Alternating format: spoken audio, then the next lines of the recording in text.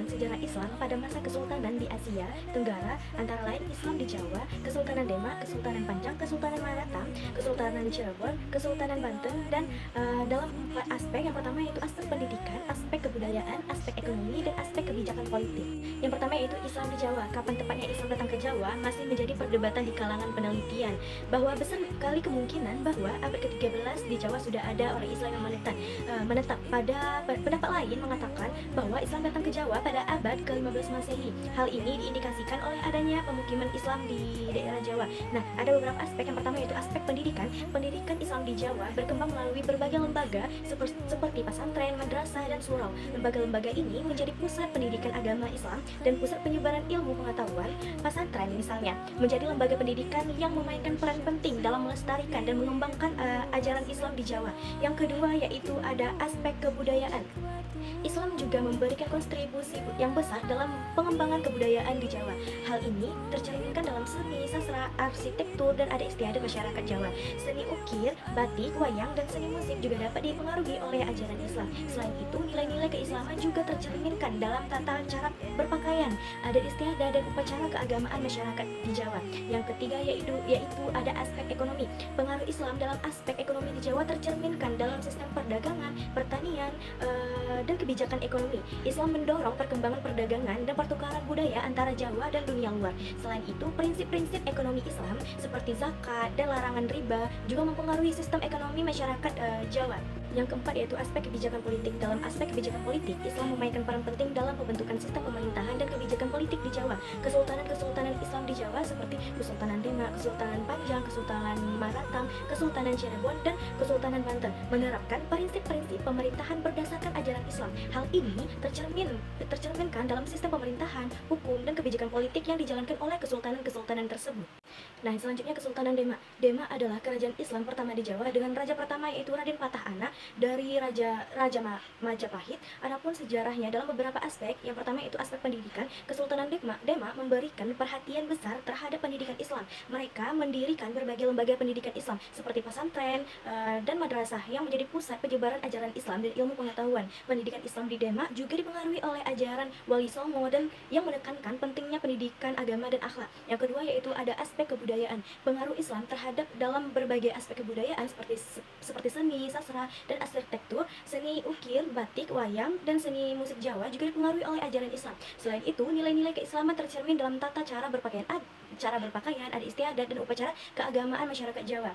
Yang ketiga yaitu ada aspek ekonomi. Islam mempengaruhi ekonomi di Kesultanan Demak melalui sistem perdagangan dan pertanian. Mereka mendorong perkembangan perdagangan dan pertukaran budaya antara Jawa dengan dunia luar. Selain itu, prinsip-prinsip ekonomi Islam seperti zakat dan larangan riba juga mempengaruhi sistem ekonomi masyarakat Jawa. Yang keempat yaitu ada aspek kebijakan politik. Dalam aspek kebijakan politik, Kesultanan Demak menerapkan prinsip-prinsip pemerintahan berdasarkan ajaran Islam. Mereka juga mengalami perkembangan dalam beberapa aspek seperti aspek pertahanan, industri, dan jasa. Kesultanan Demak juga menerapkan sistem pemerintahan yang terbuka dan melibatkan partisipasi masyarakat dalam pengambilan keputusan politik.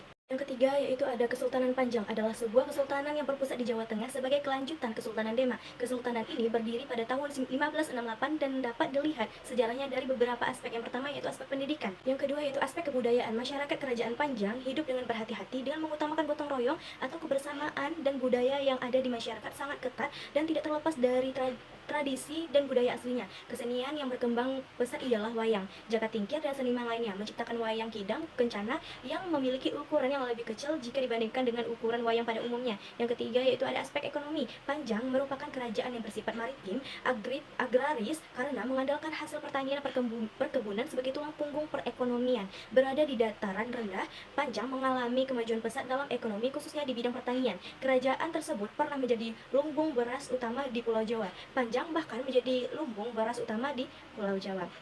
Yang selanjutnya yaitu ada aspek kebijakan politik. Kerajaan Panjang menerapkan sistem pemerintahan politik terbuka, di mana melalui sistem politik terbuka tersebut jangka tingkir mengakomodir pemikiran-pemikiran pada saat itu dalam bidang keagamaan. Selanjutnya itu ada Kesultanan Mataram. Kerajaan Mataram didirikan oleh Danang Sutawijaya pada sekitar tahun 1586.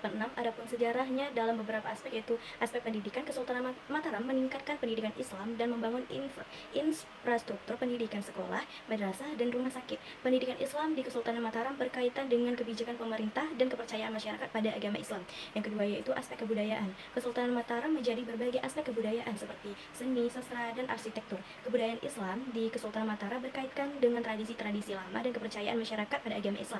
Yang ketiga itu ada aspek ekonomi. Kesultanan Mataram memainkan peran penting dalam ekonomi kolonial Belanda di Asia Tenggara. Kesultanan Mataram menjadi daerah penghubung antara penghasil rempah-rempah di wilayah dan mengendalikan ekspor produk ke wilayah lain, komoditas yang diekspor seperti madu dan lilin. Yang keempat yaitu ada aspek kebijakan politik. Kesultanan Mataram menggunakan hukum Islam dalam kebijakan politik, meskipun demikian norma-norma atau tradisi lama tidak ditinggalkan. Hasil kebudayaan Kesultanan Islam Mataram merupakan kebudayaan yang berkaitan dengan Islam. Nah, selanjutnya yaitu Kesultanan Cirebon. Kesultanan Cirebon merupakan kerajaan Islam pertama di tanah Sunda. Kerajaan ini berdiri sekitar abad ke-15 dan 16 Masehi. Yang pertama yaitu ada aspek pendidikan. Kesultanan Cirebon dikenal sebagai pusat pendidikan Islam di Jawa Barat. Pendidikan Islam berkembang pesat di wilayah ini dengan didirikan berbagai lembaga pendidikan seperti pesantren dan madrasah yang menjadi pusat penyebaran ajaran Islam dan ilmu pengetahuan. Yang kedua yaitu ada aspek kebudayaan. Kesultanan Cirebon memiliki warisan kebudayaan yang kaya, terutama dalam seni tari, musik, dan kerajinan. Kebudayaan Islam sangat mempengaruhi seni dan budaya ini dan budaya wilayah ini tercermin dalam seni ukir, seni tari, dan arsitektur bangunan-bangunan bersejarah. Yang ketiga yaitu ada aspek ekonomi. Secara ekonomi, Kesultanan Cirebon dikenal sebagai pusat perdagangan rempah-rempah dan komoditas lainnya. Pelabuhan Cirebon menjadi salah satu pusat perdagangan rempah-rempah yang penting di Jawa Barat yang mempengaruhi pertumbuhan ekonomi di wilayah ini. Yang keempat yaitu ada kebijakan politik. Dalam aspek kebijakan politik, Kesultanan Cirebon menerapkan sistem pemerintahan yang diajarkan pada ajaran Islam. Meskipun demikian, norma-norma atau tradisi lama tidak ditinggalkan dengan kebudayaan Kesultanan Cirebon merupakan kebudayaan yang berkaitan dengan agama Islam. Baik yang terakhir yaitu ada Kesultanan Banten. Pemerintahan Kesultanan Banten, kerajaan Banten yang berkuasa selama 260 tahun dimulai sejak Sultan Maulana Hasanuddin, yaitu tahun 1926 pada tahun sampai tahun 1816. Yaitu ada beberapa aspek. Yang pertama yaitu ada aspek pendidikan. Kesultanan Banten meningkatkan pendidikan Islam dan membangun infrastruktur pendidikan seperti Kasuyatan yang menjadi pusat pendidikan Islam terbesar di wilayah tersebut. Pendidikan Islam di Kesultanan Banten berkaitan dengan kebijakan pemerintah dan kepercayaan masyarakat pada agama Islam. Yang kedua yaitu ada aspek kebudayaan. Kesultanan Banten menjadi peran penting dalam sejarah kebudayaan Islam di Indonesia. Masyarakat Banten memiliki kebudayaan yang kaya raya, terutama dalam seni tari, musik, dan kerajinan. Kebudayaan Islam di Kesultanan Banten berkaitan dengan tradisi-tradisi lama dan kepercayaan masyarakat pada agama Islam. Yang ketiga yaitu ada aspek ekonomi. Kesultanan Banten memainkan peran penting dalam ekonomi kolonial Belanda di Asia Tenggara. Kesultanan Banten menjadi daerah penghubung antara penghasil rempah-rempah di wilayah dan mengendalikan ekspor produk ke wilayah lain, komoditas yang diekspor seperti lada, beras, dan cengkeh. Pelabuhan Banten menjadi tempat bertemunya perdagangan dari berbagai negara, baik dari Eropa maupun Asia. Yang keempat yaitu ada kebijakan politik. Kesultanan Banten menempatkan Islam sebagai landasan kehidupan politik kerajaan. Meskipun demikian, norma-norma atau tradisi lama ditinggalkan dengan hasil kebudayaan. Kesultanan Banten merupakan kebudayaan yang berkaitan dengan agama Islam. Soal yang kedua itu jelaskan sejarah Islam pada masa Kesultanan di Asia Tenggara, di antaranya Islam di Kesultanan Johor Riau dan Riau Lingga. Sejarah Kesultanan Johor Riau, sejarah Kesultanan Riau, periode pemerintahan dan wilayah kekuasaan, struktur dan pusat pemerintahan, kehidupan sosial budaya, pengaruh Islam dalam masyarakat tradisional Melayu. Jawabannya yaitu Kesultanan Johor Riau dan Riau Lingga merupakan dua kesultanan Islam yang terletak di wilayah Asia Tenggara. Berikut adalah penjelasan mengenai sejarah Islam pada masa Kesultanan Johor Riau dan Riau Lingga dalam berbagai aspek kehidupan. Yang pertama yaitu sejarah Kesultanan Johor Riau dan Riau Lingga.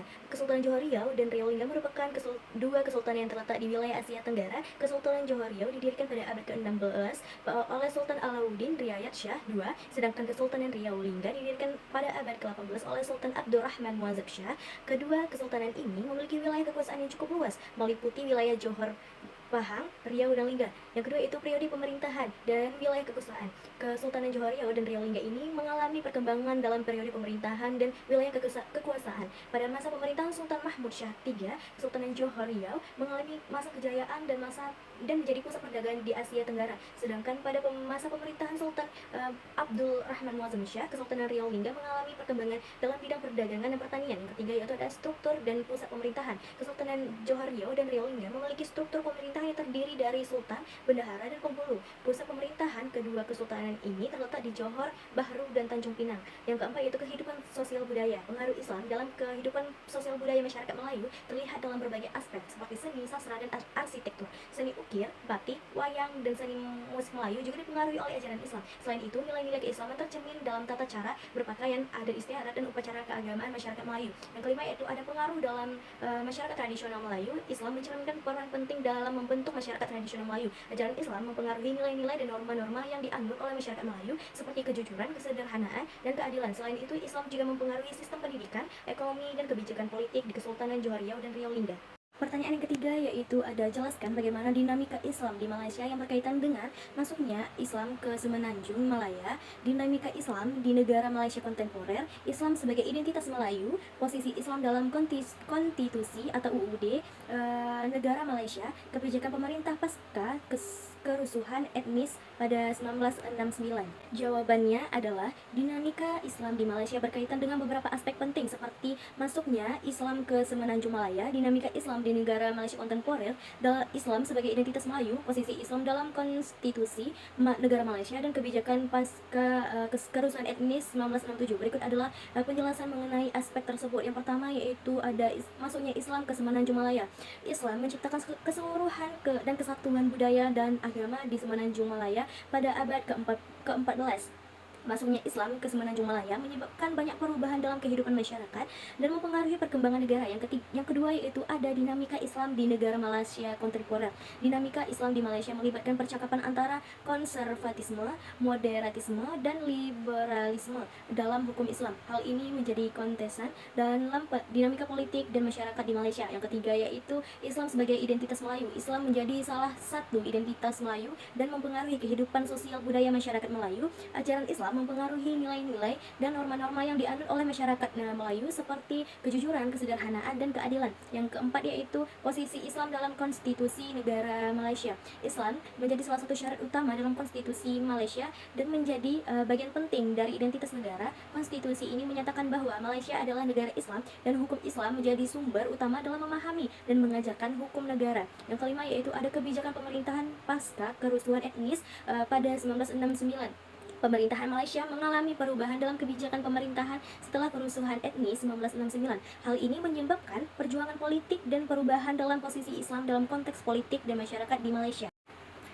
Pertanyaan yang keempat yaitu jelaskan bagaimana dinamika Islam di Malaysia yang berkaitan dengan kebangkitan Islam di Malaysia, persaingan antara Partai UMNO dan PAS dalam isu Islamisasi. Islam mendapatkan dukungan dari negara dan pemerintah, geliat dakwah dan syiar Islam, penyediaan infrastruktur, pendidikan dan pengajaran, ekonomi, hukum, kebijakan luar negeri. Ada beberapa penjelasan mengenai aspek tersebut. Yang pertama yaitu kebangkitan Islam di Malaysia. Islam mengalami kebangkitan di Malaysia melalui berbagai gerakan dakwah dan syiar Islam yang bertujuan untuk memperkuat identitas keislaman masyarakat. Yang kedua yaitu ada persaingan antara Partai UMNO dan PAS dalam isu Islamisasi. Terdapat persaingan antara Partai UMNO dan PAS dalam isu Islamisasi, di mana keduanya berusaha untuk memperkuat identitas Islam dalam politik Malaysia. Yang ketiga yaitu Islam mendapat dukungan dari negara dan pemerintahan. Negara dan pemerintah Malaysia memberikan dukungan terhadap Islam melalui penyediaan infrastruktur, pendidikan, ekonomi, hukum, dan kebijakan luar negeri yang mendukung perkembangan Islam di Malaysia. Yang keempat yaitu ada geliat dakwah dan syiar Islam. Terdapat geliat dakwah dan syiar Islam yang bertujuan untuk memperkuat identitas keislaman masyarakat dan memperluas penyebaran ajaran Islam. Yang kelima yaitu ada penyediaan infrastruktur pendidikan dan pengajaran. Pemerintah Islam menyediakan infrastruktur pendidikan dan pengajaran yang mendukung perkembangan Islam di Malaysia seperti pembangunan masjid, sekolah Islam, dan lembaga pendidikan Islam lainnya. Yang keenam yaitu ada ekonomi. Islam mempengaruhi sektor ekonomi di Malaysia melalui penerapan prinsip ekonomi Islam dalam berbagai aspek kehidupan ekonomi masyarakat. Yang ketujuh yaitu ada hukum. Penerapan hukum di Islam Malaysia juga menjadi bagian penting dalam dinamika Islam di negara ini. Yang kedelapan yaitu ada kebijakan luar negeri. Malaysia juga menerapkan kebijakan luar negeri yang mendukung perkembangan Islam di tingkat internasional seperti kerjasama dengan negara-negara Islam lainnya. Pertanyaan yang terakhir yaitu jelaskan bagaimana dinamika Islam di Singapura, Brunei Darussalam, Thailand, Filipina, Myanmar dalam 4 aspek. Yang pertama yaitu ada aspek pendidikan, aspek kebudayaan, aspek ekonomi, dan aspek kebijakan politik. Jawabannya adalah Berikut adalah penjelasan mengenai dinamika Islam di Singapura, Brunei Darussalam, Thailand, Filipina, dan Myanmar dalam berbagai aspek kehidupan. Yang pertama yaitu ada aspek pendidikan. Di Singapura, Brunei Darussalam, Thailand, Filipina, dan Myanmar, pendidikan Islam jadi bagian penting dalam sistem pendidikan nasional. Pemerintah di negara-negara tersebut menyediakan berbagai lembaga pendidikan Islam seperti madrasah dan pesantren yang menjadi pusat penyebaran ajaran Islam dan ilmu pengetahuan. Yang kedua yaitu ada aspek kebudayaan. Pengaruh Islam terlihat dalam berbagai aspek kebudayaan di Singapura, Brunei Darussalam, Thailand, Filipina, dan Myanmar seperti seni, sastra, dan arsitektur, seni ukir, batik, wayang, dan seni musik Melayu juga dipengaruhi oleh ajaran Islam. Selain itu, nilai keislaman tercermin dalam tata cara berpakaian, adat istiadat, dan upacara keagamaan masyarakat. Yang ketiga yaitu ada aspek ekonomi. Islam mempengaruhi sektor ekonomi di Singapura, Brunei Darussalam, Thailand, Filipina, dan Myanmar melalui penerapan prinsip ekonomi Islam dalam berbagai aspek kehidupan ekonomi masyarakat. Hal ini tercermin dalam sistem keuangan Islam seperti bank syariah dan asuransi syariah. Yang keempat yaitu ada aspek kebijakan politik. Dalam aspek kebijakan politik, Islam memiliki peran yang berbeda-beda di Singapura, Brunei Darussalam, Thailand, Filipina, dan Myanmar. Di Singapura, Islam diakui sebagai agama resmi, tetapi pemerintah menerapkan kebijakan multikulturalisme dan mempromosikan toleransi antar agama. Di Brunei Darussalam, Islam menjadi agama resmi dan pemerintah menerapkan hukum syariah. Di Thailand, Islam menjadi agama minoritas dan masyarakat Muslim mengalami diskriminasi. Di Filipina, Islam menjadi agama minoritas dan masyarakat Muslim mengalami konflik dengan pemerintah. Di Myanmar pula, Islam menjadi agama minoritas dan masyarakat Muslim mengalami diskriminasi dan kekerasan. Baik, cukup sekian jawaban dari pertanyaan-pertanyaan soal UAS saya. Kalau ada kesalahan saya mohon maaf. Saya akhiri. Assalamualaikum warahmatullahi wabarakatuh.